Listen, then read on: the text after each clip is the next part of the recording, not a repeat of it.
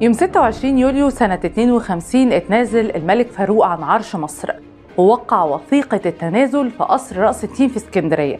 والساعة 26 دقيقة سافر على اليخت الملكي المحروسة متجها لإيطاليا. وكان الشاهد على الأحداث الأخيرة الأميرالاي جلال علوبة ابن محافظة أسيوط. إيه قصته وإزاي وصل للملك؟ ده اللي هنعرفه. يوم 3 يونيو سنة 1910 اتولد جلال علوبة. والده هو محمد علي باشا علوبة، عضو بارز في حزب الوفد اللي كان بيرأسه طبعا سعد باشا زغلول. سنة 1925 منح والده رتبة البشوية، وتقلد بعدها منصب وزير الأوقاف. بدأت رحلة جلال علوبة مع البحر سنة 1925 لما أرسل في بعثة دراسية تابعة للحكومة المصرية لإنجلترا، وكان عدد طلاب البعثة دي كلها 10 أفراد بهدف دراسة العلوم والفنون البحرية، بقصد طبعا تعيينهم بعد كده ضباط بالبحرية المصرية.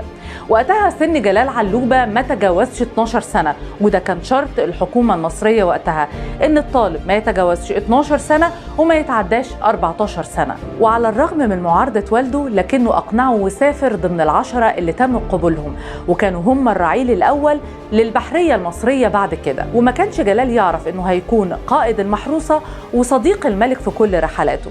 طب إزاي بقى قائد المحروسة وصديق الملك؟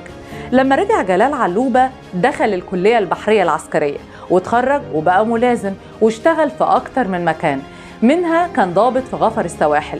وشاف وقتها المحروسة وهم بيجروها ب5 لانشات بدل ما يتم استخدام الموتور الخاص بيها، واعترض وقتها على كفاءة قائدها.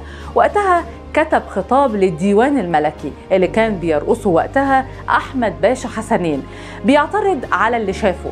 بعدها بكم يوم فوجئ بقرار صادر بترقيته لرتبة صاغ أو رائد يعني في الوحدة الخاصة باليخوت الملكية، لحد ما جه يوم وكان الضابط المناوب على اليخت الملكي قاصد خير، ودي كانت وحدة موجودة على مرسى القاهرة، ويحصل اللقاء الأول بين الملك وجلال علوبة.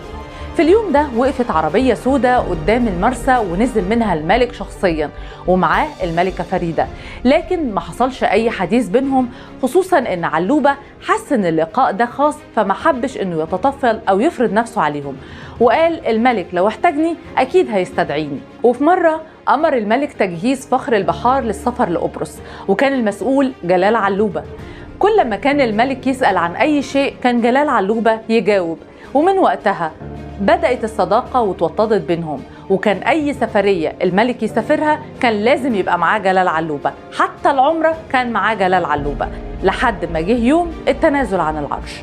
طلب الملك شخصيا ان الاميرالاي جلال علوبة هو اللي يقود المحروسة لنابولي، ووافقت القيادة الجديدة على الطلب لثقتها هي كمان بجلال علوبة، وده اللي قاله الفريق محمد نجيب لما استدعاه عشان يبلغوا بالامر. اثناء الرحلة من مصر لايطاليا حاول الملك ان هو يقنع جلال علوبة بالبقاء معاه في منفاه، وعرض عليه 1,000,000 جنيه، لكنه رفض.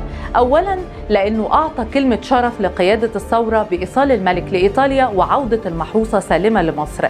تاني حاجة لأن أسرته كانت محتجزة في اسكندرية. وبالوصول لنابولي بتنتهي علاقة الملك فاروق وجلال علوبة اللي ابتدت سنة 1945 على يخت قاصد كريم، وبتنتهي على المحروسة سنة 52.